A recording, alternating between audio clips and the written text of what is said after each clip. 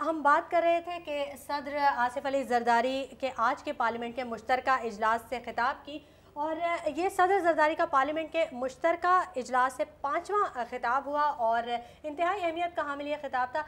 कैसे देखते हैं गुलाम अब्बास साहब आज के पूरे दिन की कार्रवाई और लोगों का रद्द-ए-अमल? बहुत एहतजाज भी हुए और काफ़ी सारी चीज़ें सामने आई हमारे खुलकर। देखिए शुमाइला, अगर आज सारे दिन की बात करें तो जब से ये सुबह से हमारी ट्रांसमिशन चल रही है और हम सुबह से जो एक एक लम्हे की मूवमेंट है उसको हम अपने नाजरीन तक पहुंचा रहे हैं। ख़ताब से पहले जो तवक्कुआत थी और जो ये सोचा जा रहा था कि सदर साहब आज एक गाइडलाइन देंगे, लाइन ऑफ डायरेक्शन तय करेंगे कि अगले साल के लिए जो हुकूमत है वो क्या करेगी, क्या उनकी तरजीहात होगी, लेकिन वो उस हवाले से मेरी अपनी राय के मुताबिक खासा मायूस कुन रहा ख़ताब सदर मुमलिकत आसिफ अली जरदारी का। और इसके साथ साथ जैसा कि आगाज़ में ही सदर मुमलिकत जब खड़े हुए अपनी नशिस्त से तो उनकी कुर्सी जो थी वो गिर गई और उसके बाद जो स्पीकर थी वो बार बार जो नारेबाजी से रोकती रहीं अपोजिशन के अरकान थे। इसके साथ साथ तहमीना दौलताना एक प्ले कार्ड लेकर आगे आने की उन्होंने कोशिश की, लेकिन कमाल महारत के साथ फरदौस आशिक अवान साहबा उन पर झपटी और प्ले कार्ड लेकर उन्होंने फाड़ दिया।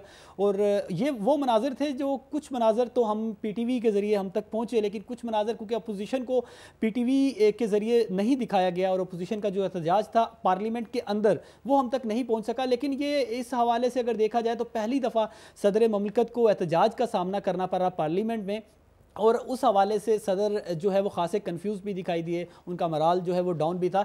लेकिन शमाला, इस्लामाबाद और लाहौर स्टूडियोज़ में हमारे साथ गेस्ट मौजूद हैं। सबसे पहले मैं बात करता हूं, हम चलते हैं लाहौर स्टूडियो में सजाद मीर साहब से। सजाद मीर साहब, आप सुबह भी हमारे साथ मौजूद थे। सर, अब ख़ताब हो चुका, सदर मुमलिकत ने अपनी तकरीर में जो है वो तमाम बातें कर दी हैं, तो इस हवाले से सजाद मीर साहब से पूछते हैं। मेरा ख्याल अभी सजाद मीर साहब से भी हम बात करेंगे, लेकिन आपने बात की फिरदौस आशिक अवान की। हमने देखा कि जब खिताब के बाद उन्होंने मीडिया से बात की तो बड़ा सपोर्टिंग उनकी बातें थी और उन्होंने कहा कि एक रोड मैप भी दे दिया गया है और हमने इस पे भी बात की, हमने उस पे भी बात की। मीडिया के सवालों के जवाब देते हुए वो कुछ थोड़ा एक जगह ऐसा भी हुआ कि थोड़ी सी कंफ्यूजन का भी उन्हें शिकार वो नजर आई। देखिए शुमाइला, अगर पॉइंट डिस्कस किए जाएं सदर की स्पीच के, तो सदर मुमलिकत ने सबसे पहले तो अपनी बेसिकली तो 4 साल की कारकर्दगी में जो उनके पॉजिटिव स्टेप्स थे वो उन्होंने गिनवाए। उन्होंने ये भी जिक्र किया कि 20वीं आईनी तरमीम के तहत उन्होंने इस अंदिया दिया कि जो आने वाले इंतखाबात हैं उनको शफाफ बनाया जाएगा और वो इस किस्म की कोशिशें करेंगे कि शफाफ इंतखाबात का इनकाद जो है वो यकीनी बनाया जा सके। इसके साथ साथ उन्होंने बलूचिस्तान के इशू की बात की, मईशत की बात की, सारी सूरत हाल पर डिस्कस किया उन्होंने। लेकिन जो उन्होंने पॉइंट दिए, जैसा कि 3300 मेगावाट जो है 3300 मेगावाट की जो बात की उन्होंने, तो उस हवाले से बहुत सी चीज़ें जिन पे जो तज्जियाकार है उनके तहफ़्फ़ुज़ात हैं। हम आपसे भी बात कर रहे हैं इसी मौजू पर, लेकिन हमारे साथ मौजूद है हमारे नुमाइंदा खुसूसी हैदर नकवी। उनसे जानते हैं कि वो क्या हमें बताना चाह रहे हैं। हैदर नकवी, आगाह कीजिएगा, क्या बताना चाह रहे हैं आप? जी, अगर आप आज सदर के खिताब से मुतालिक बात करना चाह रही हैं तो मैं इससे पहले भी जब मेरी सना से बात हो रही थी तो मैंने बताया कि अपोजिशन ने जब एहतजाज किया और अपोजिशन नारे लगा रही थी आज़ादी आज़ादी के, तो यहाँ पार्लियामेंट में मौजूद भी जो लोग हैं, जो जर्नलिस्ट हैं, जो मेहमान हैं, वो भी यही जानना चाह रहे थे कि आखिर ये कौन सी आज़ादी के नारे लगा रहे हैं, जिसका अपोजिशन वाज़े तौर पे जवाब नहीं दे सकी। और जब चौधरी निसार अली खान मीडिया से बात कर रहे थे तो उनसे भी ये सवाल पूछा गया जिसका वो जवाब ना दे सके। और चौधरी निसार अली खान ने इसके साथ ये भी बात की कि जी दौरे आमरीत जो है उसने भी पाकिस्तान को बर्बाद किया मुशर्रफ के दौर ने, और 4 साल पाकिस्तान पीपल्स पार्टी का जो दौर रहा वो भी पाकिस्तान के लिए एक इंतहाई मुश्किल दौर रहा और पाकिस्तानी अवाम ने बहुत ज़्यादा तकलीफें सही।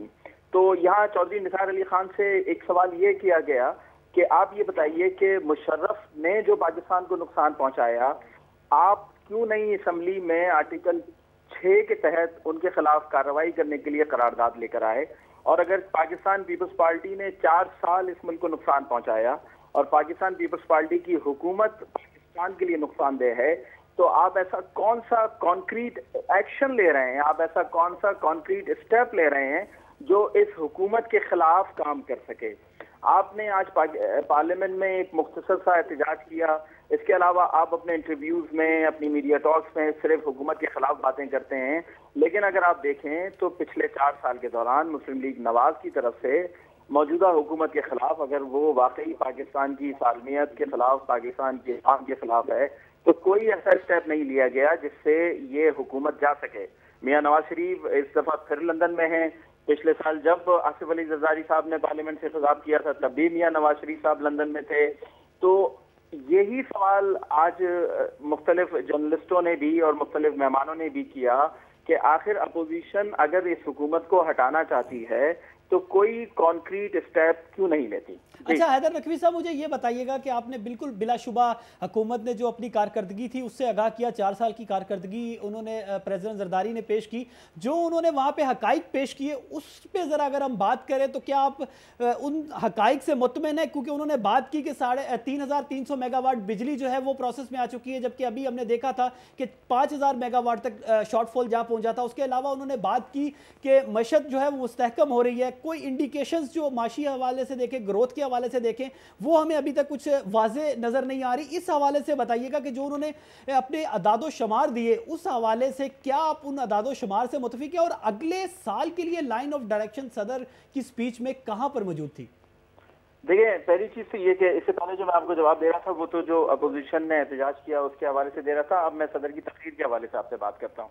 तो सदर मुमलिकत ने जो ये तकरीर की है ये एक तो वजीर आजम की तकरीर ज्यादा लग रही थी, ये एक सदर मुमलिकत की तकरीर नहीं लग रही थी। जिस तरह सदर मुमलिकत ने वो तमाम कारकर्दगियां जो मौजूदा हुकूमत ने की पिछले 4 साल के दौरान वो गिनाई, तो बहैसियत सदर ये तो एक रस्मी सी पोजीशन पर हैं, जबकि वजीर आजम ही इस हुकूमत को, इस इक़्तिदार को चला रहे हैं। तो उन्होंने जो कारकर्दगियां, जैसे आपने तस्करा किया, जो उन्होंने अपने कारनामे गिनाए, तो मैं समझता हूँ कि वो एक वजीर आजम की तकरीर थी। अब रह गई बात कि आपने जो बात की बिजली की या आपने बात की कि मईशत मजबूत हो रही है, तो जाहिर है ये तो मुझ समेत आप समेत पूरा पाकिस्तान देख रहा है कि हम इस जगह पे कहाँ खड़े हैं। ना हमारे पास बिजली है, ना हमारे पास मजबूत मईशत है, ना हमारे पास गुर्बत को ख़त्म करने के लिए कोई लाए अमल है, ना आगे कोई ऐसा लाए अमल दे सके हैं, ना ये मौजूदा हुकूमत कोई इस तरह के काम कर रही है कि पाकिस्तान में गुर्बत ख़त्म हो सके, महंगाई कम अज़ कम कुछ कम हो सके, या और इस तरह के जितने भी मामलात हैं जो कि